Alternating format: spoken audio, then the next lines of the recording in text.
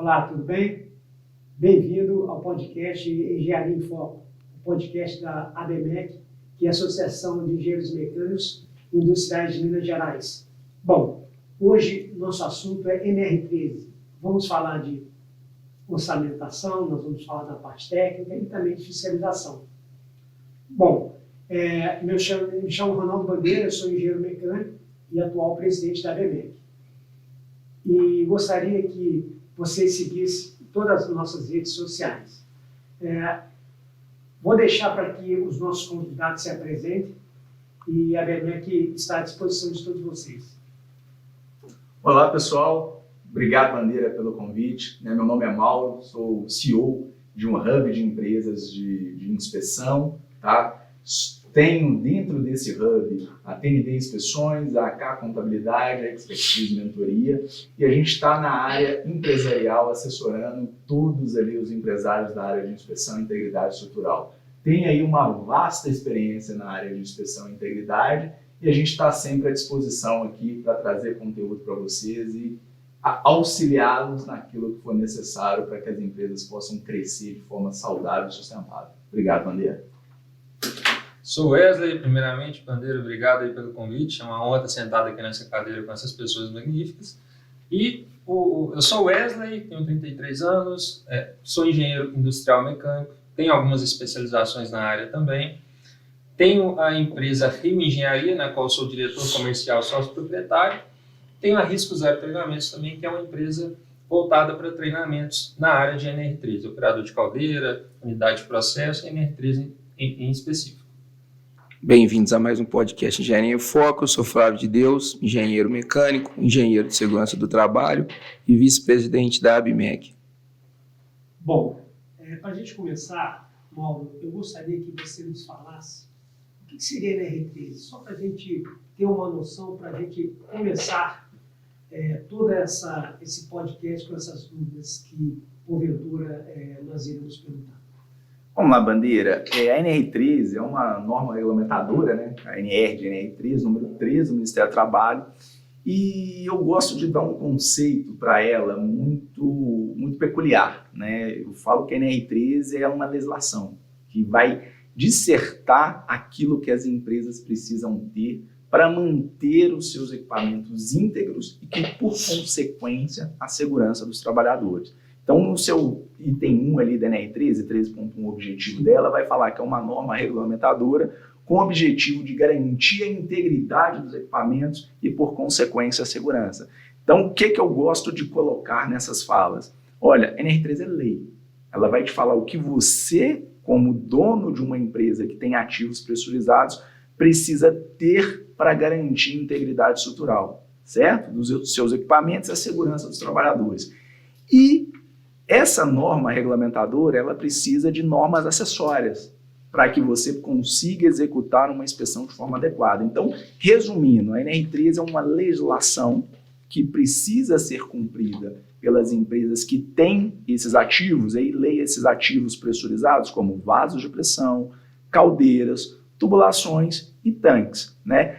A gente tem, inclusive, uma inovação da NR13 no seu item 13.2.3, que vai falar que quando esses ativos não estiverem dentro da NR13, mesmo assim elas precisam ser cuidadas. Esses ativos precisam ser cuidados, ser mantidos com uma manutenção, uma inspeção em dia. Então, o que eu diria sobre a NR13? Uma legislação que garante que o ativo esteja íntegro para dar segurança. E aí, ao longo do nosso podcast, nós vamos entrar mais sobre essas normas acessórias que você precisa agregar em NR13. Porque eu até tenho uma fala muito emblemática, é o seguinte: especialista em NR13 é advogado, é juiz, porque ela é lei. Os especialistas em ativos pressurizados e integridade estrutural são os engenheiros, os técnicos de mecânica, que vão avaliar isso de uma forma muito mais criteriosa do que só a NR13 prediz. O Wesley estava falando sobre a norma propriamente dita, mas é importante falar, como o nosso assunto é bem técnico inicialmente, quais as inspeções, né? Nós estamos falando, o Mauro estava falando em relação a essa parte da norma, que é uma lei, né, NR. Eu gostaria de falar das inspeções que são obrigatórias, assim, a periodicidade, onde deve ser feita, no local, não é? Certo. Então, Bandeira, a ANR ela traz, né, alguns tipos de inspeção. A gente tem a inspeção inicial, a gente tem a inspeção periódica, a gente tem a inspeção extraordinária e ela traz também a inspeção de integridade. Sai de integridade quando a gente fala de caldeiras, tá? Quando a gente pega, vamos falar primeiro de caldeira, que a ANR ela abrange caldeira, vasos, né, tubulações e tanques metálicos. Então, quando a gente pega a parte de caldeira, a caldeira vai entrar em funcionamento, precisa de uma inspeção inicial, tá? Então, antes dela entrar em funcionamento, tem que ir lá e fazer uma inspeção inicial com base em várias dessas normas que o Mauro citou. Então, a gente vai pegar algumas normas de base para poder fazer essa inspeção inicial, garantir integridade e atender o item da NR3, que é a inspeção inicial. A inspeção periódica ela é realizada em períodos de, por exemplo, caldeiras de categoria B, ela tem que ser realizada anualmente. Caldeiras de categoria A, você pode realizar de 2 em 2 anos, desde que em 1 ano você teste as normas de segurança. Tá? E você tem também a parte de tubulações, que segue o vaso mais crítico interligado a ela. Então, a tubulação ela vai ser, os vasos, você tem 5 categorias, 5, 4, 3, 2, 1. Os vasos variam a periodicidade conforme a categoria dele. Se tem vaso categoria 1, de 1 em 1 ano, por exemplo, é a inspeção externa, a inspeção interna de 3 em 3 anos. Você tem categoria 2, que vai aumentando. Categoria 5, inspeção externa 5 em 5, inspeção interna 10 em 10 anos. E a tubulação que está interligada a esses vasos vai seguir também o vaso mais crítico interligado a ela, entendeu? Aí é o seguinte, tem mais um detalhe que eu só queria colocar nessa parte de inspeção, que é o seguinte, a gente está falando aqui da inspeção já em campo, né? A inspeção inicial, periódica e extraordinária. Agora é o seguinte, vocês já pensaram, antes disso, quando o cliente vai comprar um equipamento, né, o cliente ele é especialista em caldeira, ele é especialista em vaso, para ir lá e comprar um equipamento, assinar um contrato e ter segurança naquilo que ele está comprando, sem um braço técnico forte do lado dele, né? Então essa é um tipo de inspeção também que a gente chama de diligenciamento, né? Que a gente vai em fábrica, avalia, faz o escopo junto com o cliente e aí fez tudo certinho, ok, aprovado, vamos instalar. Agora sim, vamos partir para a inspeção inicial. Posso pegar um gancho nisso aqui, Bandeira? Eu acho que o que o Wesley está falando faz muito sentido, porque quando a gente vai partir para uma inspeção inicial, que houve uma compra disso de forma adequada, isso facilita muito a vida de quem vai, do engenheiro, do profissional, que vai fazer aquela inspeção inicial, porque você sabe que teve todo um lastro, teve todo um cuidado na concepção, desde o projeto até a entrega dessa caldeira. Quando a gente fala, por exemplo, de inspeções de tanque, a própria norma NR3 ela não traz periodicidade para tanques. Se a gente for observar, ela fala de categorias de caldeira, de vasos, das tubulações por ele interligado, que são prazos máximos, mas para tanque, aonde nós vamos recorrer? Então, por isso essa importância do entendimento que a NR13 é uma legislação, que ela te dá uma base para que você seja fiscalizado, que você tenha um mínimo necessário para manter aquilo em dia, mas a gente precisa, né, Wesley, ter essa consciência que a gente precisa ter normas acessórias de especialização. Um exemplo clássico, se a gente vai falar de inspeção de tanques de armazenamento, que a NR13 não traz, por exemplo, as periodicidades, nós vamos recorrer a uma API 653, que é a norma de inspeção internacional, porque a gente não tem uma nacional equivalente, então nós vamos pegar uma internacional que vai falar, olha, para inspeções de tanque, qual que é o procedimento? O que eu tenho que avaliar? Como eu tenho que avaliar? Qual é a campanha que eu posso permitir que esse tanque trabalhe de forma segura, que não está na NR13? Quando a gente fala de categoria 1 a 5 e os prazos máximos, mas o que vai me permitir reduzir o prazo de um CAT 5, de uma categoria 5? Aonde a gente pode colocar? O acritério da norma, falando bem da norma, o acritério do PLH, que é o profissional legalmente habilitado, ele não pode sair da consciência do cara. E isso é uma confusão muito grande que muitos PLHs recém-chegados no mercado às vezes fazem. O meu critério é esse. Não. O seu critério está baseado, está escorado em qual norma? Da onde você tirou um critério de aceitação ou rejeição para esse material? Qual você reduziu o prazo de reinspeção numa categoria 5, de 5 para 1 ano, fundamentado no quê? Qual o mecanismo de dano que você está avaliando e por quê? Então, tudo isso eu acho que é interessante a gente debater, porque vai orientar esse PLH, esse profissional, inclusive também, como o Wesley falou, as empresas que demandam essas atividades, porque isso tudo, quando a gente aumenta o nível de consciência do que é NR3 e do que é o risco que esses equipamentos sob pressão geram, a gente aumenta a curiosidade por trazer conhecimento. Quando a gente aumenta conhecimento, a gente está trazendo para a sociedade como um todo mais segurança, que é o objetivo central. Essa classificação aí que você falou sobre ela é, o que determina ela? É o tamanho do vaso de pressão? Onde ele é aplicado? Né? É o tipo de... O que determina? Lá no NR3 tem uma tabelinha onde você traça duas coisas. Primeiro, o PV, que é a pressão vezes o volume do vaso, então são duas variáveis. A pressão em MPa e o volume, a pressão em KPa e o volume em metro cúbico. E a classe do fluido. Você tem classe A, B, C e D, entendeu? Então, por exemplo, em classe A, amônia. Tá? Classe C, vapor, ar comprimido. Então, tem lá todas as especificações daquelas classes de fluido. Então, quando você traça as colunas e as linhas, você vai cair na categoria daquele vaso em específico, entendeu? Então, uma indústria pode ter vários tipos de vasos de pressão. Várias ou categorias. Uma só, dependendo do ramo da indústria. Isso, e cada categoria tem uma obrigação diferente. Tá? Por exemplo, categoria 1 e 2, que são os mais críticos, é necessário, além do laudo de inspeção, prontuário, livro, certificado de calibração, também tem que ter o manual de operação da unidade e tem que ter também o projeto de instalação, coisa que nos demais não precisa. Então, tem requisitos também um pouco diferentes, entendeu? O Mauro, ele está falando assim, uma coisa muito importante que você falou, pelo que eu entendi, a NRT não tem como fazer, isto é, você vai fazer uma medição de espessura, você tem que usar isso, não fala o passo a passo da inspeção, é isso. É exatamente isso. Então, às vezes fica assim, na experiência do profissional, correto? Seria isso, então?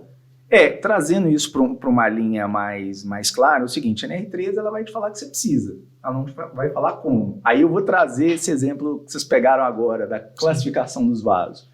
Isso ali, a NR3 vai pegar o PV e o volume e vai te traçar um potencial de risco. Quanto maior o risco, maior o dano, né, menor a classificação. Ele vai ser um CAT1, por exemplo, que seria o maior risco. Só que a hora que a gente começa a entender esse estudo, você vai ver que existe uma API 580, que é uma inspeção baseada em risco, 579, 580, agora 580, que é um RBI, que inclusive a revisão de 2022 já começa a traçar o RBI, falar mais sobre o RBI, que é a inspeção baseada em risco, que a hora que você estuda a 580, entende ela, você vai ver que a NR13 coloca aquela tabela de uma forma até muito superficial.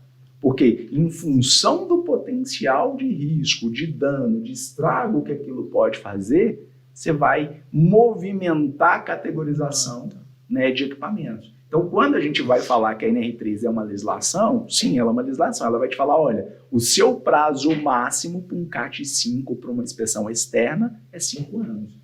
Como eu vou fazer essa inspeção interna? A NR3 não fala. E aí aqueles profissionais ou aquelas empresas que se pegam só na NR13 incorrem num risco gigantesco de contratarem errado e de inspecionarem de forma equivocada. E eu vou pegar a sua fala. Uma medição de espessura. Eu não posso, como PLH, simplesmente porque eu tenho CREA, sou legalmente habilitado, mas eu não tenho a proeficiência. Eu não tenho conhecimento da técnica. Eu preciso entender como essa técnica funciona para aplicar. Porque o que é uma inspeção de equipamento pressurizado? É eu entender o mecanismo de dano. O que é um mecanismo de dano? É corrosão sob tensão, é corrosão pitch, é corrosão generalizada. Como que eu vou monitorar essa corrosão para saber se a vida útil do meu equipamento está dentro do prazo? Com ensaios não destrutivos. quais ensaios eu devo aplicar e como aplicar os ensaios. E, né, Wesley, a gente tem visto aí no nosso grupo gente aplicando ensaio não destrutivo de forma equivocada que não dá nenhum tipo de resultado. Mas você está falando assim, uma coisa importante, você está falando não tem como fazer, nós falamos de medição de espessura, você disse das vários tipos de inspeções em caldeiras, mas assim, aquela anual, vamos dizer, que a periódica, um profissional que gostaria assim, de iniciar nessa carreira, assim, qual assim, um enxoval mínimo, vamos dizer, não estou falando nem da experiência de fazer, primeiramente falar quais os equipamentos que no mínimo ele deve ter. Vamos falar de equipamento, Bandeira. Isso aí é o seguinte, vai ser muito relativo, tá? A depender de como está aquele equipamento, quais os mecanismos de dano que a gente vai ter que atuar naquilo. Então é o seguinte, vamos pegar... Mesmo sendo a primeira, mesmo sendo a periódica. Mesmo sendo a periódica. A mais básica é a periódica? A mais simples. Podemos dar um passinho atrás antes? Pode. Podemos? Pode. Me permite? Na inicial?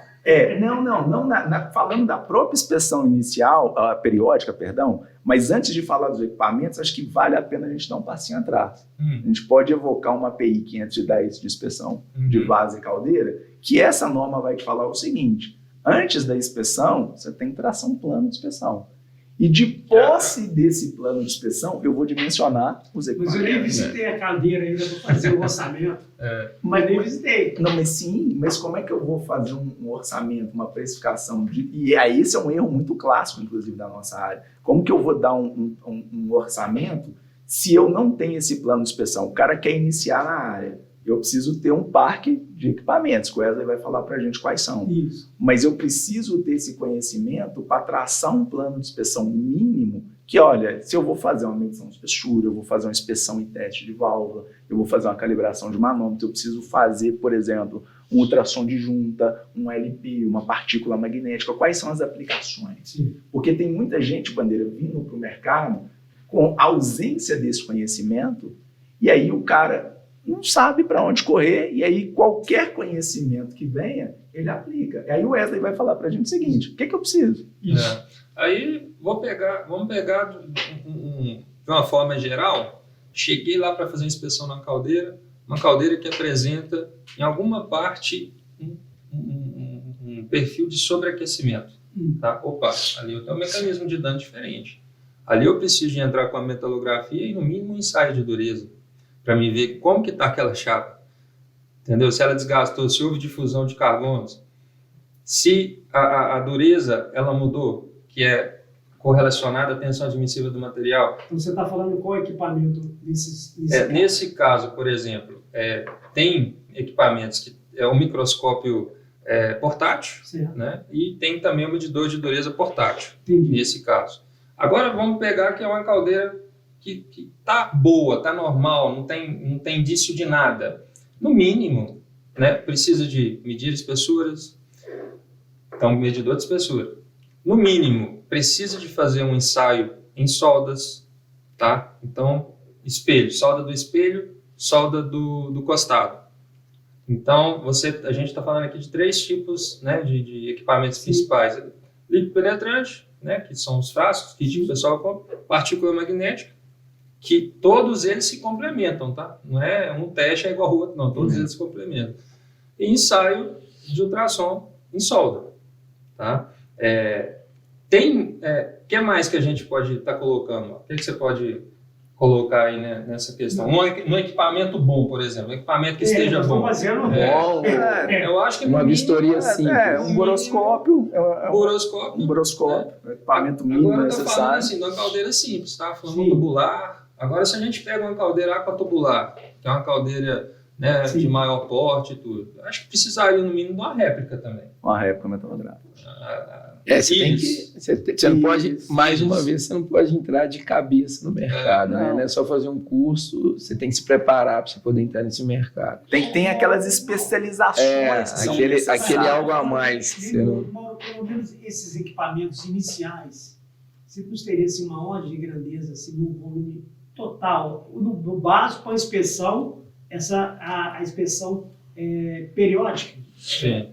Qualquer tipo de inspeção, independente se periódica ou inicial, mas no mínimo, o cara vai ter que ter um medidor de espessura, tá? E saber manusear esse medidor, entender o que é esse medidor, porque não adianta ele comprar um medidor de R$700 que não vai dar precisão para ele monitorar, por exemplo, vamos falar serviço básico, compressores, tá? Que é o que mais a galera começa a fazer no início. Ele vai fazer compressor. Você falou aí medidor de espessura, qual o outro?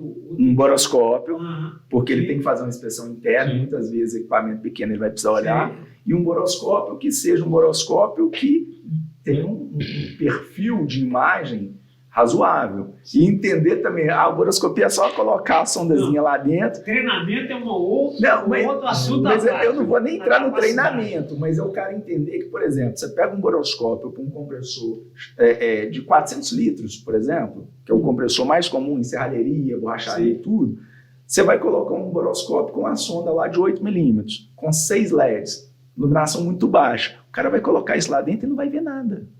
Ele precisa de uma iluminação auxiliar. Então, entender a metodologia de uma simples boroscopia é muito importante para o cara conseguir manusear. Senão um boroscópio de 1.000 ou de 50 mil não vai adiantar nada. Então, o medidor de espessura, vamos colocar aqui, vamos dar valores? R$5.000 no Junto com o medidor. medidor de espessura, não esquece do bloco de calibração. Isso, boa Você lembrança.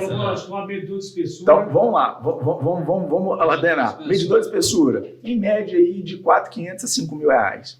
Um intermediário, não é nem o top, mas também não é o ruim. Um bloco escalonado, que nós vamos precisar ter para poder calibrar o meu medidor a cada medida que eu fizer, porque nós estamos vendendo confiabilidade. Confiabilidade se traduz em confiança na aquisição dos dados. E aí, vamos colocar só um de aço carbono, né? R$900, ok? Um boroscópio, 4.000. Estou te falando esses preços porque a minha expertise e mentoria, a gente também é comércio, então a gente compra isso diariamente. O que mais, Wesley? Medidor de espessura, boroscópio. Vamos pegar os LPs, né? Ali o kit. Um kit de LP. De LP é barato. R$70 ali o kitzinho completo. O cara tem que saber aplicar um LP. E eu vou parar por aqui, para começar. Se houver algum indício necessário de inspeções complementares, aí você começa a falar em partícula magnética, ultrassonografia, né? Se a gente for para algo mais avançado de caldeira, nós vamos falar do IRIS, que é um equipamento de R$1 milhão. Não, mas nós estamos falando do básico. Do Claro, esse valor dele, eu cheguei aqui, aproximadamente, eu aumentei um pouco, tal, em torno de R$12.000. Tá, não, mas pera, faltou. Agora me ocorreu. Eu preciso de um manômetro padrão para calibração de manômetros e inspeção e teste de válvula e uma maleta ou uma bancada móvel portátil para inspeção e teste de válvula. Então vamos colocar aqui, ó. Se o cara... 10, e agora? O manômetro padrão, 2.000. 12. A maleta, aí vai depender do que o cara quer fazer. Se ele mesmo fabricar, ele gasta uns 5.000. Se ele comprar no mercado, ele vai gastar 8. Então, nós estamos falando de 20 mil. De 25 a 30 mil para você ter um parque ali de tudo que você precisa. Para você começar. Depois você vai evoluindo, né? Você vai comprando mais equipamentos para demanda. Boa. O Flávio falou aqui. Vai devagar, eu quero começar. Mas vamos fazer um apanhado. Mas vamos fazer um apanhado geral do que a gente precisa para começar? Vamos pegar um compressor 400 litros de uma borracharia.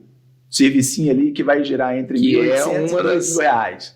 Tá? Então, medidor de espessura eu preciso ter porque eu preciso ver espessura de chapa. Bomba de TH eu vou precisar fazer porque esse cara não vai ter. É uma bombinha aí manual, você pode colocar uns R$2.000, R$3.000, mais ou menos. Eu preciso fazer a calibração do manômetro. Então, esquecemos de falar da bomba. Bancada de calibração de manômetro. Exatamente. Eu preciso fazer inspeção e teste da válvula. A maletinha com os adaptadores de rosca, né? Ali não vai ter lapidação, eu preciso ter. E um boroscópio. Se eu não precisar fazer nenhum tipo de ensaio não destrutivo. 25 mil aproximadamente. 25 a 30 mil. Só que um compressorzinho simples. Da caldeira, Bandeira, entrou outras coisas também. Por exemplo, a bomba a gente não falou, a bomba de TH, a bomba de calibração de manômetro e a bancada de inspeção e teste de válvula. Está sendo que ele falou de 25 a 30 mil. Mesmo isso só em equipamento. E aí para o cara começar com uma borracharia e depois vai evoluindo para tentar. Agora a gente está falando de equipamento, né? Agora depois vamos entrar na parte de treinamento, qualificação. Sua experiência aí, se eu fosse uma pessoa nova na área, Só pra onde você, eu procuro, onde eu acho. pra você ter noção, mano, quando eu comecei lá em 2017, né? Foi eu, o Ernesto e o Rafael, que são meus sócios da Rio Engenharia. Então, nós ficamos em torno de 45, 60 dias fazendo treinamento. Cada um para um canto do Brasil, fazendo treinamentos específicos para cada área. O Ernesto foi para São Paulo para ser trend, eu fui para IBP, Caldeira, o Rafael foi para o Sul para aprender calibração. Então, assim, muito tempo estudando e pagando cursos, né, que também não são baratos. Na época, por exemplo, eu me lembro que eu paguei no curso da IBP, se eu não me engano, foi 12 mil uns quebrados, na época, 2017. Então, assim, falar os custos de cor vai ser um pouco difícil, sim, mas não é tão barato assim, não é tão simples assim. A qualificação, ela demanda um tempo bom para fazer. Isso aí também que você falou já é um norte. Você vai atrás de um fabricante de caldeira para você fazer o curso dele. Seria isso? Não. Fabricante esse pessoal não, da... Na verdade, depende do Instituto Brasileiro de Petróleo. Eles têm cursos voltados, né? Por exemplo, eles têm cursos voltados para inspeção de caldeira. Sim. Entendeu? Então, eles vão pegar a API, vão traçar um plano de inspeção e vão dar o curso de inspeção em caldeira. Sim. Aí você tem a parte de índice também, como eu falei. Exatamente. Aí você tem, né, por exemplo, a medição de espessura. Opa, você tem que fazer a qualificação para você poder fazer uma medição de espessura. Sim. Se você for executar, mas até tomando um pouquinho desse gancho que eu gosto desse debate, é o seguinte, Bandeira, vou começar do zero. Então nós já falamos 25, 30 mil de equipamentos. Isso. Precisamos qualificar. Aonde nós vamos buscar esses treinamentos? Em instituições. Exatamente. Olha, eu sou um PLH formado, tenho CREA legalmente habilitado, já tenho os equipamentos, ok? Eu preciso me aperfeiçoar em inspeção de equipamentos sob pressão. E nós não estamos nem falando de NR 13. A leitura e interpretação da norma é o mínimo que hoje a gente tem no grupo, o cara manda a foto lá, esse equipamento enquadra, aí vem todo mundo fervendo falando lá o seguinte, olha, você já fez o PV? Então, entender e ler a norma é item sério. Então, 30 mil de equipamento, e eu preciso entender de inspeção de equipamento, onde é que eu vou? Você tem instituições de renome, FBTS, ABEND, IBP, APS, INTE, que são instituições que, quando a gente fala de inspeção de equipamento, vai ter um treinamento de inspetor de equipamentos, de 500 e poucas horas, licenciadas pelo Inmetro. E quem são os professores que estão lá? Eu acabei de fazer um curso agora, que o professor tem 40 anos na área de inspeção de equipamentos pressurizados. O quanto esse cara entrega? Então, na nossa época aqui, acho que a gente está todo mundo acima, você está um pouquinho abaixo, mas todo mundo na faixa dos 40 para cima. Na nossa época, professores de Senai, geralmente eram dos melhores profissionais da indústria que estavam trazendo para a gente naquela área. Eu lembro quando eu fiz Senai, com 14, 15 anos de tornearia, era 1 ano e meio. Meu professor de aula lá era um dos melhores da Bel Mineira, na época. Então, isso é importante a gente entender quando a gente for orientar quem quer entrar na área de inspeção, seja de elevadores, de NR3 e de NR2, buscar instituições validadas e de nome institucional. Porque não adianta eu ir buscar um treinamento que o cara está me ofertando ali, faça a minha metodologia e comece. Não existe dinheiro fácil na nossa área, você sabe disso. Ganhar um dinheiro na nossa área requer estudo, conhecimento, investimento e buscar por instituições. Ô Mauro, vamos arredondar esse valor ali? Vamos. 90 a 100 mil? Tudo, assim, para o cara começar. Treinamento, capacitação. Eu quero deixar bem para claro. iniciar. Eu falar aqui, ó, eu posso dar algumas razões de valor. Então, cada treinamento de especialização, vou colocar uma API 510, R$3.500, R$4.000, a depender da instituição. Um curso de inspetor de equipamento são 520, 530 horas. A depender da instituição, você tem treinamento de R$2.000, R$2.500, até na instituição mais renomada do país, a R$10.000, R$9.800. Então, fora vamos que você colocar vai que gastar para ficar lá, né? Não, mas geralmente Passagem, essas são online, essas tá. você consegue fazer. A não ser as especificadas. Eu quero fazer um curso de LP, eu quero aplicar um LP, um ultrassom, uma partícula magnética, aí sim você tem que ir fazer prova prática e tal, que é altamente recomendável. Mas né, vai que a chegar gente naquilo tem. que o Wesley está nos falando aí, quase se for contar a hora dele mesmo, vai chegar uns 80, Com os 90 mil. Isso. Mas olha só, uma coisa interessante, você está falando aí sobre investimento, a mútua, que é a Caixa de Assistência do Profissional, ela tem essa parte dela para ajudar o engenheiro. Hoje você pode pegar esse empréstimo na mútua e como você pegar é para você investir em você ou em equipamento. Tá? Então, para deixar isso bem claro. Mas, só continuando essa técnica aí, Wesley, eu vou te perguntar, nessas últimas inspeções que você tem realizado nesses últimos anos, o que você vai estar mais verificando assim, de coisa perigosa mesmo, que poderia ser melhorada? Assim? O que você está encontrando nessas inspeções atualmente? Olha, o que eu mais, em questão de experiência, o que eu mais encontro de problema em inspeções é problema com tratamento de água. Eu encontro muita caldeira, estou falando da parte de caldeira, tá?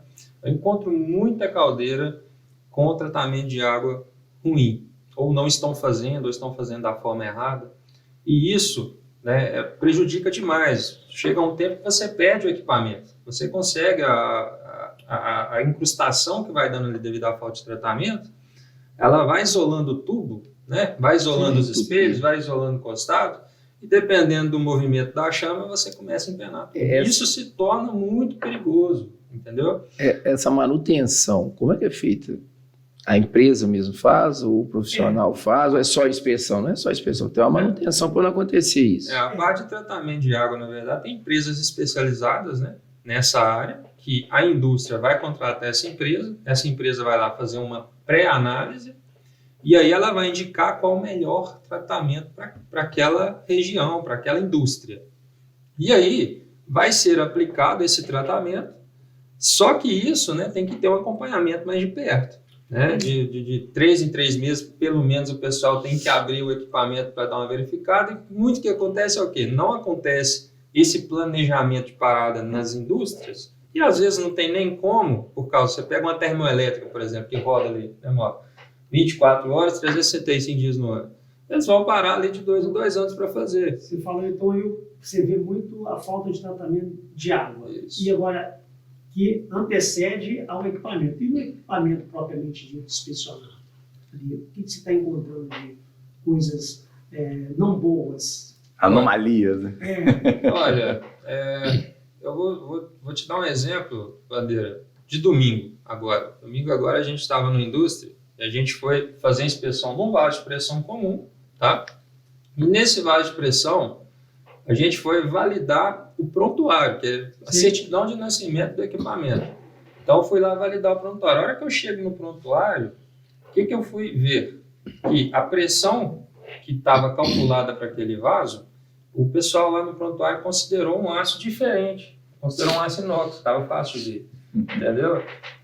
Então, assim, há muita falha documental, o pessoal coloca coisa no documento, especifica uma pressão de trabalho para o equipamento que às vezes ele não pode estar trabalhando, entende? O pessoal utiliza ali, quando você olha detalhadamente, quando você tem desse conhecimento, você olha lá, qual a eficiência de solda que esse pessoal utilizou para isso? Utilizou a maior, tá, mas aí você vai ver lá, mas cadê as radiografias para ele poder ter utilizado isso? Não tem. Então, assim, eu encontro muito problema, tá, relacionado também a mau dimensionamento do equipamento. Então, encontro muito problema também de mau dimensionamento de válvulas de segurança, principalmente, tá? Caldeiras.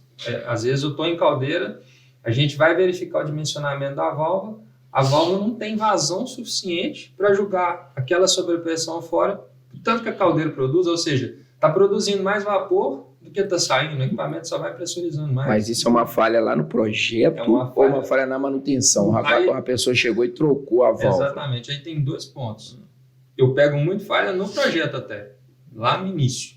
Mas já peguei também falha na manutenção. O pessoal vai trocar, não coloca o que tem que ser, né, da forma correta, da especificação correta. Em cima disso, só te perguntar, a gente sabe que uma NR não é feita do nada, né? Ela é feita em cima de uma demanda, acidentes, para normatizar a coisa, né? Para criar um padrão.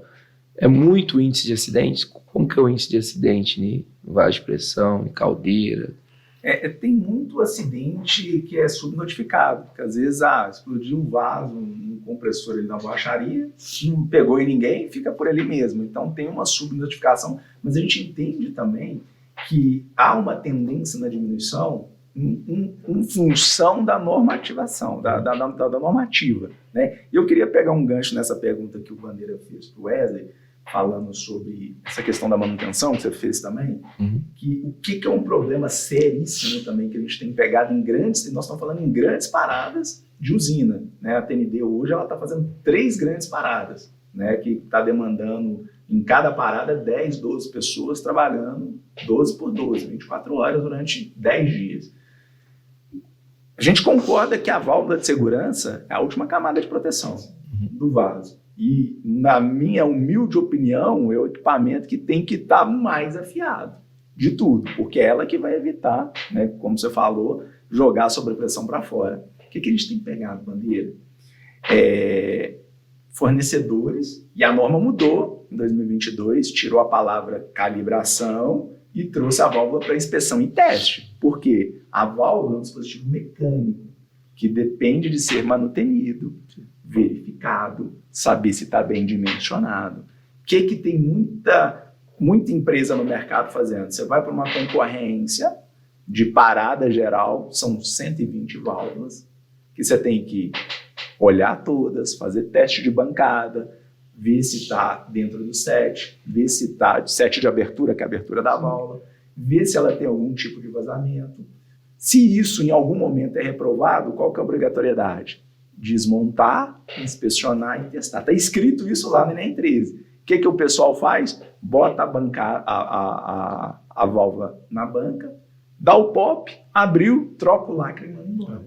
E isso está acontecendo com uma frequência muito... Sem fazer nada aquilo que você falou, bancada. Nada. Eu já peguei contratos de empresas que houve relatos da operação que, o pessoal ficava aqui a manhã toda limpando, pintando a válvula. No dia seguinte, o cara com 2 pessoas aparecia 20 válvulas prontas. Humanamente possível, não se faz. Mas você não precisa do certificado da calibração da válvula, assim como do manômetro? Não, o manômetro é calibração. A válvula é inspeção e teste, não é calibração. Mudou o termo, entendeu, Bandeira? Da norma. Eu não preciso igual ter o certificado de calibração do manômetro. Podia ter da válvula de qual tinha. Porque a válvula você tem que apresentar um laudo de inspeção e teste dela. Entendeu? E aí o que acontece? Como a norma, ela acaba, eu falaria que ela não mudou, mas ela ajustou um vício de linguagem que era equivocado, né? Só que o cliente, se ele tem um laudo, seja de inspeção e teste ou calibração da válvula, para ele tá ok, ele não conhece. E aí a gente tem que começar a fazer esse movimento de difusão dessas informações, porque se eu tenho uma válvula, e a gente já pegou válvula com carga sólida. O que é carga sólida? Eles apertaram tanto a válvula para poder estancar que encostou as espiras da mola. Então a mola não movimenta. Não tem função. E aí estava lá, numa caldeira, num vaso. Qual que é o risco que isso está gerando? Quem está verificando isso? O cliente não tem potencial para ver. O fornecedor que ganha pelo menor preço às vezes e também às vezes não tem o conhecimento, entrega. E aí quem vai ficar em risco? Você está ali no seu carro, com sua família, vai viajar e vai fazer a calibração do seu pneu. O compressor está do seu lado. O que te garante que aquela válvula está ok? Mauro, só posso complementar? Claro, por favor. Só uma questão seguinte, isso que o Mauro está colocando, vocês perguntaram os principais problemas que a gente acha em campo, muito bem colocado, eu estava esquecendo porque eu acho que o principal, na verdade, problema que eu acho eu passei por aquele vaso de pressão no domingo, que eu falei, já tinha 3 inspeções antes da minha, tá? Eu passei por outra inspeção de caldeira, a caldeira está rodando desde 2008. Então, assim, são falhas que, no meu ponto de vista técnico, né, veio lá do projeto, veio lá do início, lá da fábrica, e passou por várias inspeções e todo mundo aprovou. Então, veja bem, a gente colocou aqui equipamentos, colocamos a qualificação. Acho que está faltando muita qualificação no mercado para alguns profissionais, sabe? Então, isso é um problema gravíssimo e, se não cuidado, né, já, infelizmente, a gente está vendo um desastre aí, né, nessa área.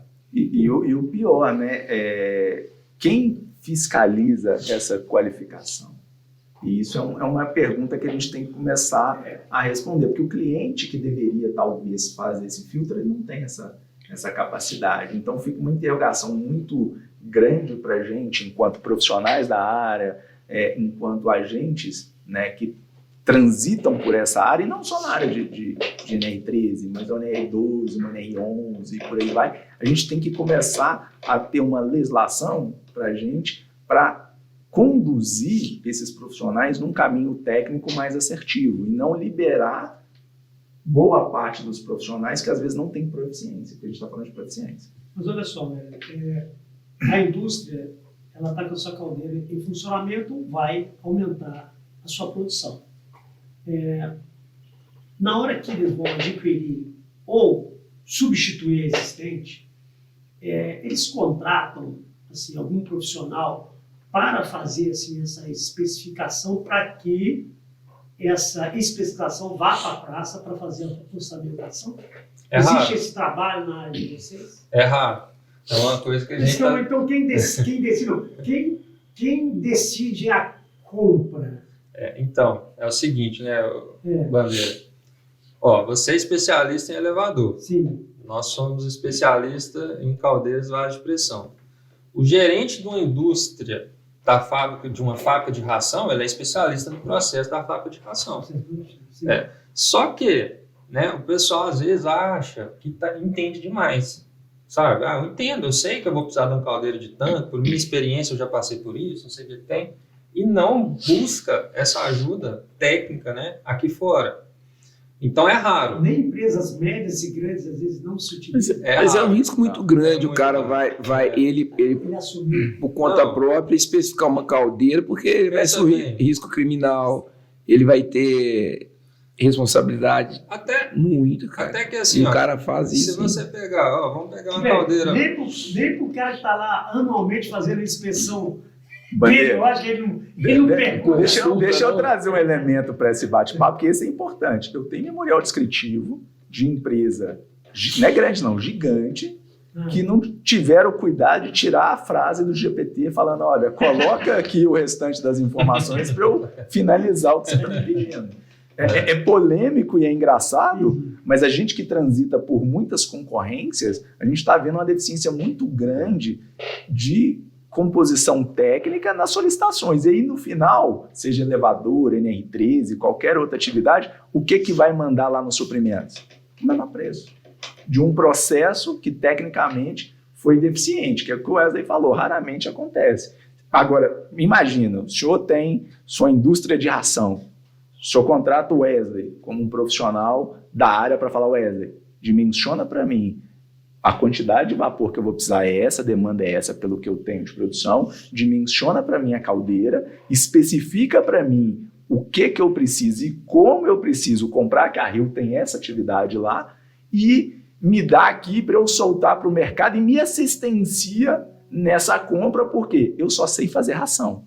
Só que eu preciso comprar NR13, eu preciso comprar uma inspeção de elevador, porque eu tenho um prédio da minha empresa e eu não sou especialista. Só que isso não é realidade, não é? Não é. Tanto é que você chega, às vezes, nas indústrias que estão já comprando, aí eu viro pro gerente ou pro comprador, aqui, mas qual que é a sua espessura de corrosão que você colocou na chave? Tem isso? O que você pediu de documento? O que é isso? O que você pediu de documento? Não, mas só o documento da caldeira. E eu estou falando de novo, agora, se for uma usada, então é aí que a situação é muito mais complexa. É a usada.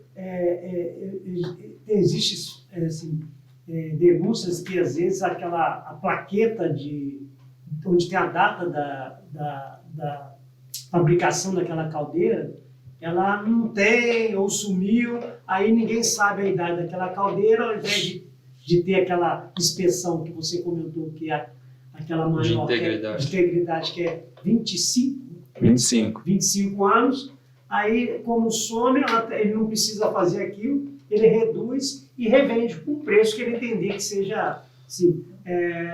vai ser mais barato, porque não fez nada. Ele só comprou de uma sucata, pintou muitas das vezes e manda para frente. Mas tem como, uma dúvida aqui, eu sou um empresário, eu quero comprar uma usada porque aquela empresa fechou, mas existe meio de cercar a qualidade através de uma inspeção dela, parada ou funcionando? Das duas formas. E tem que fazer das duas formas. Sim, o ideal. Pô, mas a indústria parou, eu quebrei, ela está parada Não. 4 meses. O ideal é fazer das duas formas, mas se não tem como, faz a integridade dela, principal. Entendi. Entendeu? Até o termo, né? Inspeção de integridade que a norma traz, eu até não concordo muito, não, porque lá fala 25 anos, mas eu entendo que todo ano você assina um laudo para quê? Para provar o quê? A integridade. A integridade. Seja na interna ou na Entendeu? externa, né? Exatamente. Então, Isso é assim, importante. a inspeção de integridade, né, isso ali na norma, eu entendo que isso você tem que fazer todo ano. Através dos mecanismos de dano que vai dando no equipamento, você vai comprar, por exemplo, uma caldeira usada, a de 2005. Beleza, tem 21 anos, não chegou a 25 anos. Mas, pô, eu vou chegar lá para comprar essa caldeira. Se a Vai pessoa, confiar nisso. se eu for dar o apoio técnico, ó, vamos Fazer a integridade dela. vamos tirar tudo dessa caldeira, todo isolamento, vamos fazer a integridade geral dessa caldeira, entendeu? Porque, inclusive, Bandeira, nesse exemplo que a gente deu, isso preserva seu capital. Se é um empresário, você vai investir numa caldeira usada, porque às vezes é mais acessível. Só que se o Wesley, por exemplo, através da Rio, não for lá antes da compra atestar se a caldeira está ok, você compra a caldeira de 500 mil, 300 mil, que ela vai te durar 1 ano ou 2, você estava prevendo lá, aí falando como empresário, tá? Você estava prevendo isso no seu CAPEX ali de investimento para durar 20 anos. Ela só tem vida útil de 3. E mais um detalhe que você falou que acho que é mega importante, a gente falou de caldeira, que é preservar a integridade todo ano. O que fala na norma NR13, falando, o senhor me perguntou da norma? A inspeção interna e externa da norma, que está lá no glossário, que quase ninguém lê, ela sempre vai fechar a frase falando em garantir a integridade estrutural. O que muita gente faz na externa? Tira a foto, vê que está ok e tal, beleza. Só que o engenheiro, e é bom a gente falar isso, já que a gente está na Associação dos Engenheiros Mecânicos, falar para esse PLH, colega, se você assinou um laudo, seja de interna, de externa, a sua responsabilidade é garantir a integridade estrutural em qualquer uma das inspeções, porque eventualmente no sinistro é você que vai ser responsável civil e criminalmente por isso, que pouquíssimos conteúdos que a gente vê trata dessa parte civil e criminal, que não é a gente botar medo no PLH, mas é para que ele tenha profundidade do nível da responsabilidade num sinistro, porque se matar alguém, ele vai preso. Olha só, falando um pouco aí de orçamento, você como é um empresário do ramo, como é que você faz, por exemplo, para ter um orçamento de uma inspeção, essa periódica, assim, valor praticado, quando eu falo inspeção, é uma inspeção real, que é um outro assunto que nós vamos tocar aqui. Assim, o valor de sua hora homem, ou, por exemplo, quando eu falo assim, quanto que o mercado se utiliza, ou da inspeção, como é que ele é calculado. Estou me baseando numa caldeira que tendo uma inspeção regular, aquilo que você falou no início aí. Essa caldeira está boa, está sendo bem cuidada. Como é que você monta assim, o seu orçamento assim, e aproximadamente a sua hora homem e um valor aproximado que o mercado cobra dessa inspeção periódica? Deixa eu só contextualizar essa parte de orçamento, porque é o seguinte, quando eu comecei em 2017, meu orçamento era com base no que o mercado tinha, né? Tinha uma tabelinha, eu me lembro, lá do Sul, de uma associação que rodava aí, é R$1.500 isso aqui, não é R$1.500. Entendeu? Não, vou dar um descontinho aqui que a gente está entrando no mercado. Então, assim, mas por trás disso, né, por trás da administração, do lado do professor Mauro aqui, que é especialista na parte orçamentária, você tem várias coisas envolvidas na inspeção. Você tem um medidor de espessura que ele tem um desgaste. Você tem seu bloco de calibração que você tem que mandar aferi-lo e o medidor também de ano a ano. Você tem o seu carro que tem a depreciação, que tem o seguro, que tem o pneu, que tem a gasolina. Isso. Muita coisa, né? O hotel, se for longe. Quantos dias você gasta fazer uma inspeção numa caldeira média? Você tem a hora que você Depende sai do da escopo. sua empresa. Desculpa, nós estamos baseando que eu moro na mesma cidade É. onde será a inspeção. Aham. Não, mas aconteceu, você tem a hora que você sai da sua empresa e vai, mesmo sendo na Sim. mesma cidade, você pega em Belo Horizonte da vida das 9 da manhã e 8 da manhã, é 2 horas numa ponta a outra, né? Então você tem essa hora que você tem que colocar na sua precificação. Então tudo você tem que colocar na sua precificação, tudo que você tem de desgaste, tudo que você tem de consumível, toda a sua hora em campo, toda a sua hora em escritório, papel, a folha de papel que você gasta, a tinta que você gasta, né, mano? Tudo tem que entrar na sua precificação para aí sim a gente chegar num custo. Então não é o valor da minha hora, é o valor da minha hora, mais tudo isso que eu coloquei na mesa e somos empresários. O que mais que tem na empresa? A margem de lucro, a despesa operacional, Custo fixo. Então, na despesa operacional entra o custo fixo. Então, não é só isso, entende? Então, você tem ali, além disso, você tem ali mais 30%, 40% a mais que vai estar sua margem, sua despesa operacional, para aí você chegar no seu preço final. Entendeu, Bandeira? Vou até passar um pouquinho a palavra para o Mauro, porque eu sei que ele está doido para falar disso aqui, que é a área dele. Tá até pode falar, mano. Tá, então aqui, acho que a gente pode começar isso, Bandeira, falando o seguinte: não dá para cobrar R$500 num vaso, nem R$1.200 numa caldeira. Fato. Estou falando de trabalhar num raio máximo de 50 quilômetros da sua sede. Tá? Então isso aí não dá. E o que o Wesley falou, graças a Deus, estou orgulhoso, porque a mentoria a gente conseguiu conduzir isso. É orgulhoso de ver que a gente debateu muito sobre isso na nossa mentoria lá na Rio. Mas é importante de colocar a bandeira o seguinte: primeiro, o que é a base de uma precificação correta? Né? Primeiro, eu tenho que ter domínio do escopo. Não adianta eu querer fazer uma inspeção que eu não domino aquilo que eu vou fazer. Porque eu não vou conseguir dimensionar. Porque precificação é o quê? É quantificar e qualificar. Quanto eu vou usar de recursos, né? O que eu vou usar de recurso e quanto desses recursos. Então, se eu não domino as técnicas de inspeção, como é que eu vou precificar de forma adequada? Então, eu não sei se eu vou usar um medidor, uma bomba, um pH, uma calibração. Então, eu preciso dominar esse escopo para qualificar e quantificar. Feito isso, que eu falaria que é a parte mais difícil do orçamento, o resto é fórmula matemática. Que é o quê? Fazer markup ou fazer um CMV. Para prestação de serviço, markup é o mais indicado, certo? Então, dominar ali quais são os custos fixos que a gente tem, porque mesmo que eu seja autônomo, você concorda comigo que se eu estiver trabalhando no escritório da minha casa, é água, luz, internet, telefone, notebook, né? Então, tudo isso tem que ser posto no preço. E um detalhe, o Wesley falou muito bem, tem um deslocamento. Muito engenheiro bota só gasolina. Não, o carro é depreciado, eu tenho que compor o KM desse veículo que eu vou usar, né? E o que eu colocaria aqui, aí falando como empresário, né, falando sobre a área empresarial, tem reforma tributária batendo na nossa porta. O modo de precificação e composição de preço vai mudar a partir de 2027. Vocês estão entendendo que a reforma tributária, o governo vai pegar o imposto no sistema dele, o imposto não vem para a gente mais. E aquele profissional, Wesley, que a gente conversou sobre isso, que cobra R$500 e não faz precificação, a hora que o governo pegar o imposto dele na fonte, cadê o lucro? Vai dar negativo. E a gente tem feito lá, que, como eu falei, eu tenho uma contabilidade, e eu e minha esposa, a gente dialoga muito a respeito de como isso vai acontecer, qual que é o impacto disso para os prestadores de serviço, como que um PLH autônomo, que é boa parte dos engenheiros que trabalham com NR13, como que ele vai entender essa mudança que vai mudar totalmente a forma de precificar, porque nós vamos ter que compensar margem de lucro com crédito tributário. E ele vai precisar começar a gerar crédito tributário, e olha que nós estamos falando de precificação, não fugir do assunto.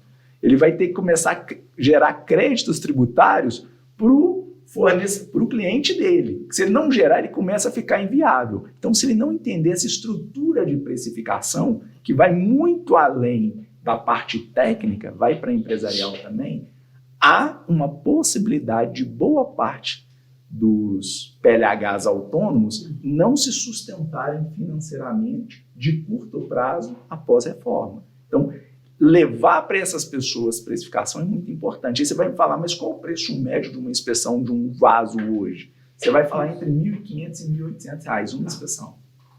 Agora, ele está falando sobre essa parte. Agora, uma coisa que me deixou preocupado é o seguinte: às vezes, como você falou, é o preço da sua empresa, mas você vê que tem várias pessoas, ou autônomos, ou empresas aí até boas, mas como é que você faz? Quem coloca preço é o mercado. Como é que você pode fazer para melhorar isso? Como é que você apresenta o seu produto? Porque você disse anteriormente, Mauro, ali o Mauro comentando, às vezes o empresário quer ver o valor. Então o cara chega com 500 ou chega a 1.800, não é que é difícil. Como é que você faz para provar o seu trabalho? Deve ser uma coisa meio difícil. Uma coisa que vem funcionando, Bandeira, é a educação que a gente tem que dar ao cliente antes dele comprar o nosso serviço.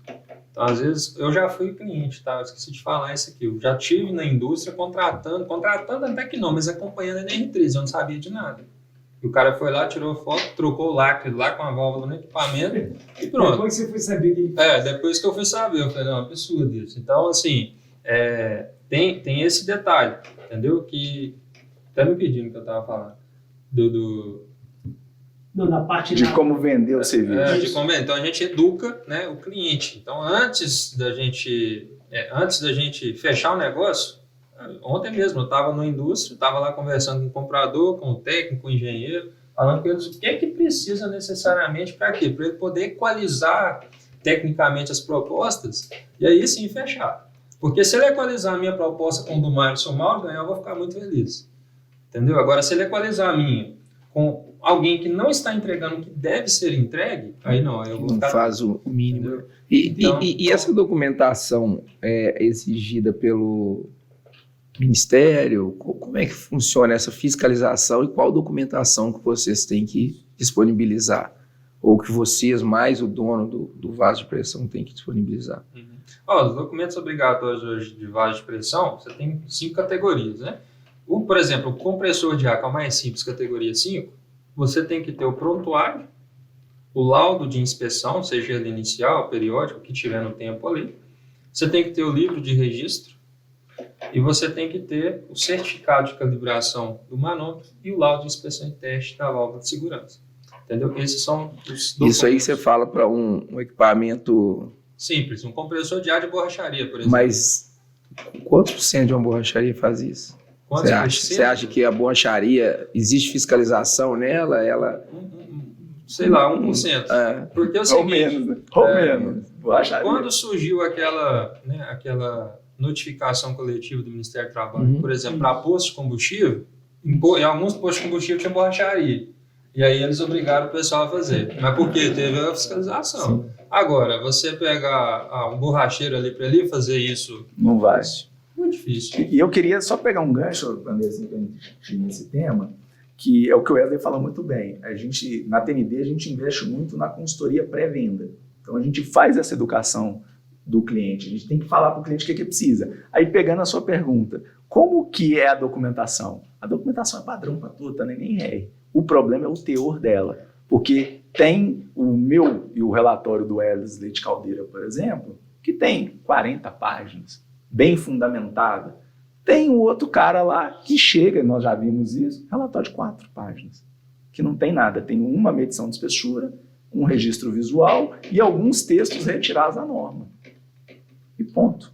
Acabou. Esse é o problema do mercado, porque a documentação está ali, o mesmo teor, prontuário, livro de registro, laudo de inspeção, calibração do manual de inspeção e teste da válvula, mas o teor, a gente estava falando de válvula anteriormente, o certificado da válvula ele é diferente do certificado do manômetro, e até hoje tem gente com certificado igual, com incerteza de medição para a válvula, que não existe.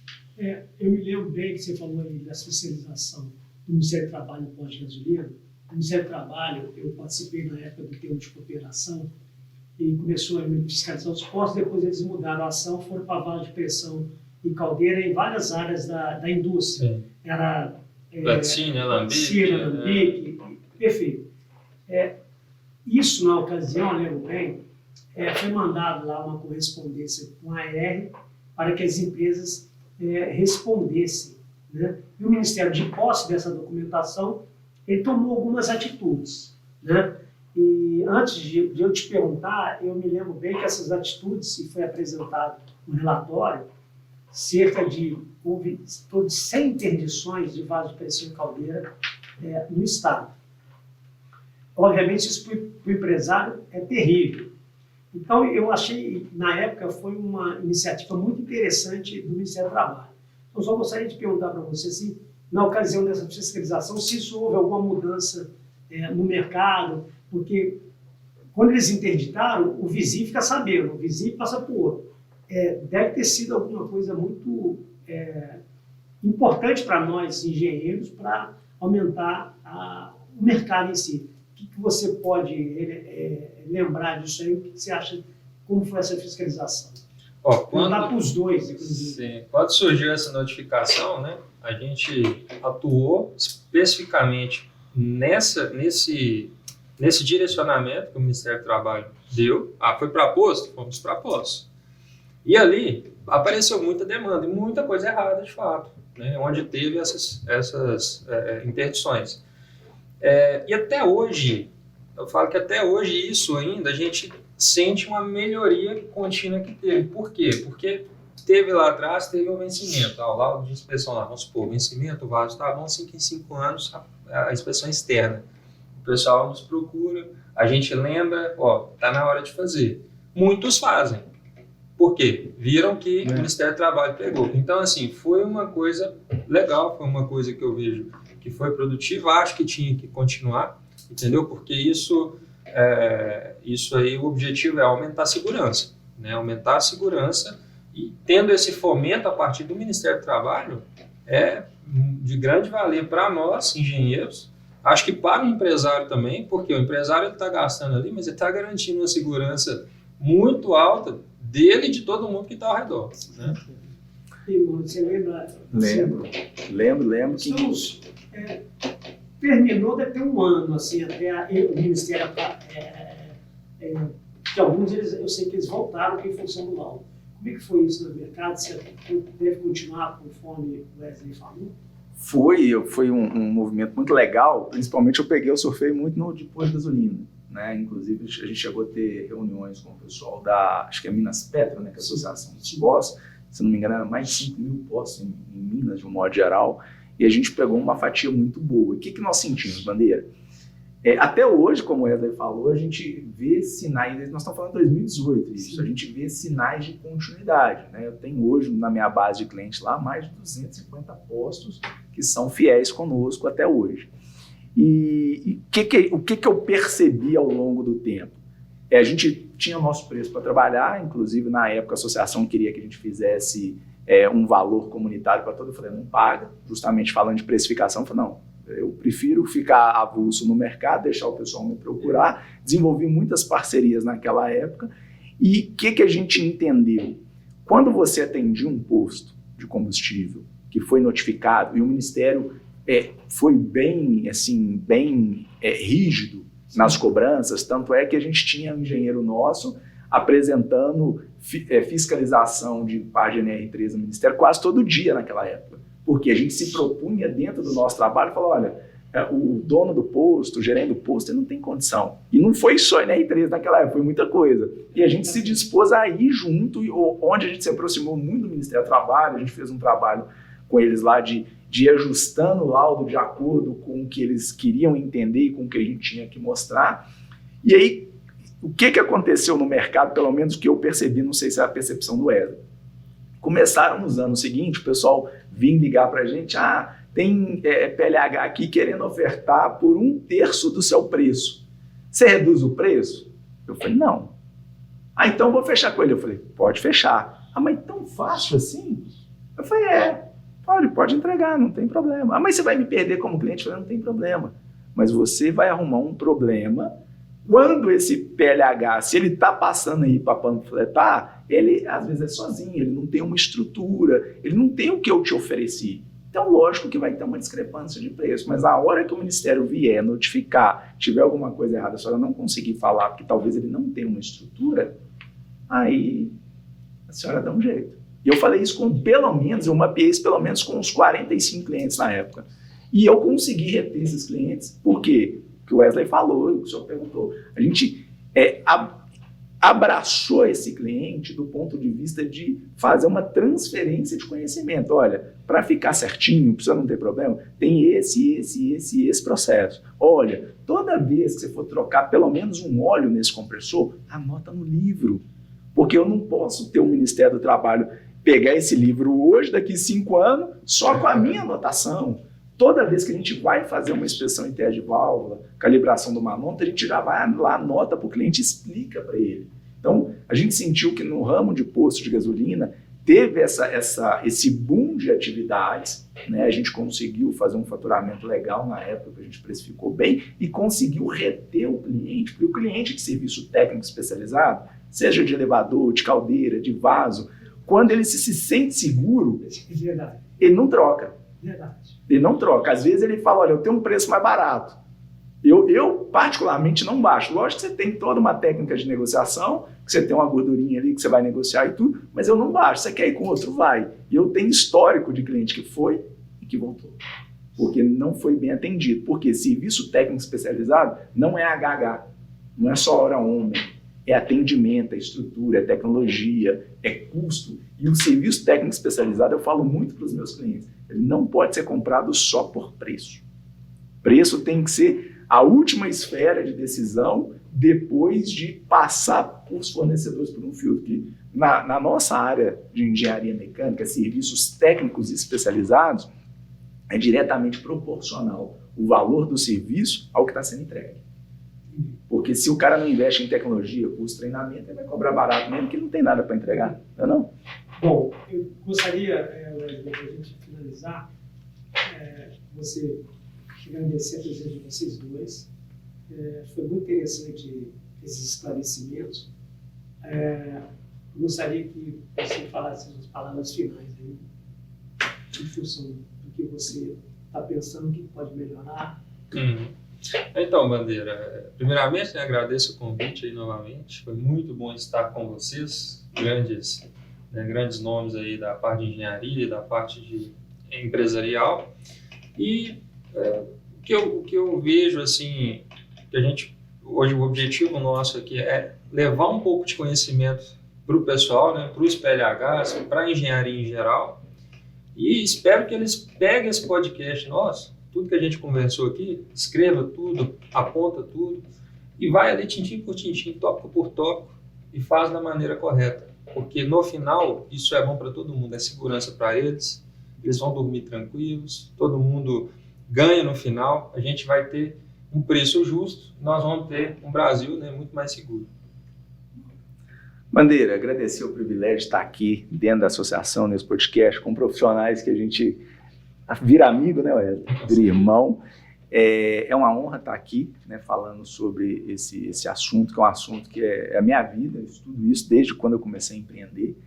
E como o Wesley falou, pessoal, pegar esse podcast, pegar todo esse conteúdo, pegar tudo esse trabalho que o CREA com a BMEC estão fazendo, com todo mundo está fazendo, e inclusive até nos procurar, né, Wesley? Se tiverem dúvidas, a gente tem os nossos grupos, a gente tem os nossos canais, procurar a própria associação para encaminhar para a gente poder orientar, porque eu acredito muito que o conhecimento é libertador, porque eu tenho plena convicção que as pessoas que às vezes não fazem, não prestam um bom serviço, muitas das vezes, e principalmente são os novos entrantes no mercado, que não é por maldade, às vezes é por falta de acesso ao conhecimento com qualidade, conhecimento de verdade. A sua envergadura, como na área de elevadores, poxa, o senhor tem muito a explicar e a falar, e se as pessoas vierem buscar, o senhor vai ser generoso e entregar assim como a gente faz. Então, que esse podcast, esse trabalho que a BMEC está fazendo, que é incrível, sensacional, que sirva de apoio para quem precisa de conhecimento e conteúdo para trabalhar de forma adequada, e como o Wesley falou, é bom para todo mundo. E isso é o que melhora o mercado que nós vivemos e dependemos dele. Então, meu muito obrigado por esse privilégio, que Deus abençoe isso aqui, que isso aqui chegue ao maior número de profissionais possível e que a gente está totalmente à disposição para poder assessorar no que for necessário. Obrigado. Eu que agradeço. Agradecer o Mauro, agradecer o Wesley, Bandeira aí, mais um podcast, e agradecer aos patrocinadores, né, o Confea, CREA, Mútua, ABMEC. falar que o profissional, né, que está querendo entrar nessa área, tem uma base boa hoje aí no podcast, saber aonde buscar a informação, aonde buscar os treinamentos, né? Porque é muito arriscado o profissional entrar sem saber onde está pisando. Então ele tem que se preparar. Não é impossível entrar, só que tem que entrar sabendo o que está fazendo, para não se expor e nem levar, colocar em risco, né, as pessoas que estão precisando, que estão utilizando, que estão ali em volta dos equipamentos. Bom, o podcast Engenharia em Foco termina aqui e siga nossas redes sociais e marca a gente lá. Um abraço.